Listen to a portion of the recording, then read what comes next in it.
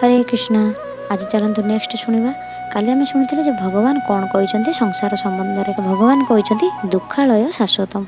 यही संसार होउछि अशाश्वत और दुखालय। अशाश्वत अर्थात ये प्राप्त कौन वस्तु नित्य नुहे, से दुख हो सुख। दुखालय अर्थात संसार होउछि दुखर आश्रय बा घर। जेपरि वस्त्रालय अर्थ होउछि जेउठार केवल ही वस्त्र मिले। विद्यालय अर्थ जेउठी विद्या मिले, सेहीपरि दुखालय शब्दर अर्थ होउछि जेउठार केवल दुख ही मिलता है। दुख केबे मिले भी नाही। प्रश्न हुए तेबे अनेक लोक सुख सुविधार जीवन यापन किपरि करूछंती? तार उत्तर हेउछि लोकमाने केवल इंद्रिय भोग को ही सुख बोली मानती, किंतु ताहा वास्तव रे सुख नुहे। जेपरि मरुभूमि रे ओट कंटा गछ को बड़ स्वादिष्ट खाद्य बोली भाबी ताको आनंदर सहित खाई थाए, किंतु वास्तव रे कोन कंटा गछ स्वादिष्ट भी नुहे। कारण सेतिरे से कंटा गछर कंटा गुड़िक ता पाटी भीतर फुड़ी जाउथाए, ताको रक्त गुड़िक ता पाटी भीतर लुणे लुणे लागुथाए, ताको बहुत आनंद लागुथाए। से भाबुथाए एई गछर स्वाद बोधे सेही भली। जहा रहिला ने शुणी।